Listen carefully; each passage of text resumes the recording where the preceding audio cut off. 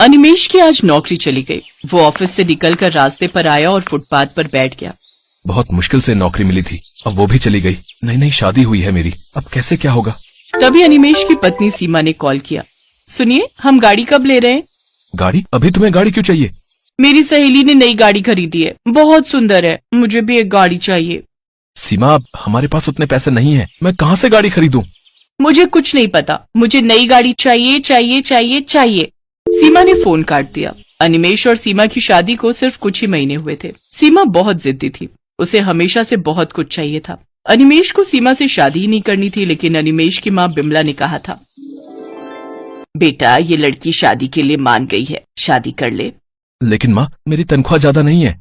तो क्या हुआ, बीवी को सिर्फ 2 वक्त का खाना ही तो खिलाना है। शादी कर ले बेटा, नहीं तो और लड़की नहीं मिलेगी। अनिमेश ने अपनी माँ की बात सुन ली और सीमा से शादी कर ली। शादी के 2 दिन बाद सीमा ने अनिमेश से कहा, आपने तो मुझे सुहागरात में कोई गिफ्ट नहीं दिया। मेरी सहेली को उसके पति ने सोने का हार दिया था।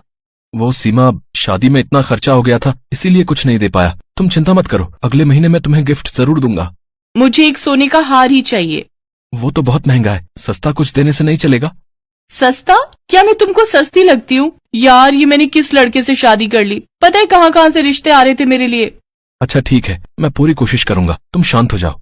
अगले महीने अनिमेश अपनी पूरी सैलरी से सीमा के लिए एक सोने की अंगूठी खरीद कर लाया, लेकिन उससे भी सीमा खुश नहीं हुई। सीमा को बहुत कुछ चाहिए था।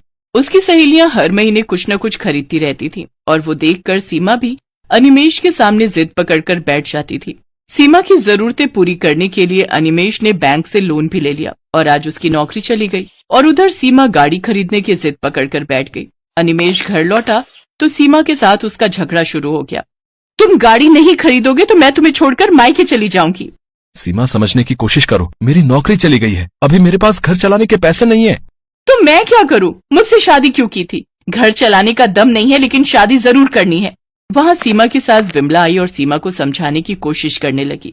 बहू, जिद करना अच्छी बात नहीं है, मेरा बेटा कोशिश तो कर रहा है। आप बीच में मत बोलिए, मैं कुछ नहीं सुनना चाहती। मुझे गाड़ी चाहिए, मुझे भी सहेलियों को दिखाना है कि मेरे पास गाड़ी है। सीमा ने खाना नहीं बनाया। रात को सीमा की सहेली ने उसे वीडियो कॉल किया। सीमा, ये देख, हमने भी नई गाड़ी ले ली, तू कब ले रही है? अब मैं भी इसी महीने गाड़ी ले लूंगी। इतनी महंगी गाड़ी लूंगी ना, तू देखती रह जाएगी। हाँ। अनिमेश छुपकर ये देखता रहा और मन ही मन सोचता रहा। मैंने माँ से कहा था कि मुझे शादी नहीं करनी, लेकिन माँ ने जबरदस्ती मेरी शादी करवा दी। अब मुझे ही भुगतना पड़ रहा है, क्या करूँ? अब गाड़ी कहाँ से लाऊं? अगले दिन अनिमेश नई नौकरी ढूंढने के लिए निकल गया। उसने 2-3 कंपनी में इंटरव्यू दिया, लेकिन कहीं भी उसे नौकरी नहीं मिली। देखो, अभी मार्केट में नौकरी की हालत बहुत खराब है, और ऊपर से तुम ज्यादा अनुभवी भी नहीं हो, तुम्हें कैसे नौकरी पर रख लूं? लेकिन तुम्हें ये नौकरी चाहिए क्यों? मेरी पिछली नौकरी भी चली गई है, इसीलिए। अच्छा, समझ गया, लेकिन मेरे यहाँ ऑफिस में कोई नौकरी नहीं है। सर, मुझे एक नौकरी दे दीजिए, मैं कुछ भी करने के लिए तैयार हूँ। तुम्हें गाड़ी चलाना आता है? हाँ सर। मुझे एक ड्राइवर चाहिए, मैं तुम्हें ड्राइवर का काम दे सकता हूँ, और रात को तुम गाड़ी अपने घर ले जा सकते हो। मैं राजी हूँ सर। ठीक है, तुम्हारी नौकरी पक्की, लेकिन सुबह सुबह गाड़ी लेकर आनी पड़ेगी। मुझे घर से ऑफिस और ऑफिस से घर छोड़ना पड़ेगा। अनिमेश राजी हो गया। उसके दिमाग में एक आइडिया आया। रात को अपने बॉस को घर छोड़ने के बाद गाड़ी लेकर वो अपने घर चला गया। गाड़ी देखकर सीमा खुशी के मारे नाचने लगी। अरे वाह, कितनी बड़ी गाड़ी है, कितनी सुंदर है।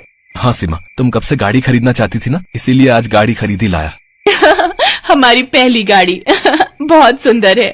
बेटा, तुझे नई नौकरी मिल गई है क्या? हाँ माँ, इसीलिए तो गाड़ी खरीद ली। चलिए, आप दोनों गाड़ी में बैठ जाइए। माँ और बीवी को गाड़ी में बिठाकर अनिमेश शहर के रास्तों में घूमने लगा। उसने अपनी माँ और बीवी से झूठ कहा। सीमा अपनी सहेलियों को वीडियो कॉल में गाड़ी दिखाने लगी।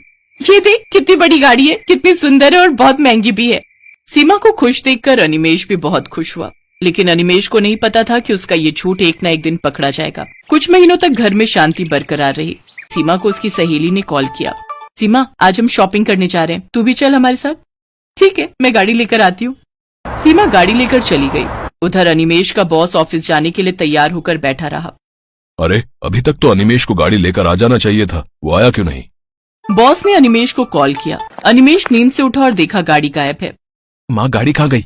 वो तो बहू लेकर चली गई है बेटा, तू आज बस से ऑफिस चला जा। अरे यार, अब इन्हें कैसे बताऊं कि ये गाड़ी ही मेरा ऑफिस है? बॉस ने अनिमेश को बहुत डांटा और कहा, तुम्हारी वजह से आज मैं ऑफिस नहीं जा पाया। मैं तुम्हें नौकरी से निकाल रहा हूँ। आज शाम को गाड़ी लेकर आना और रख के जाना। दोपहर को सीमा गाड़ी लेकर लौट आई और तभी बैंक से कुछ लोग आ गए। अनिमेश कौन है यहाँ? मैं हूँ। क्या बात है? बैंक का लोन नहीं चुकाया तुमने? ये तुम्हारी गाड़ी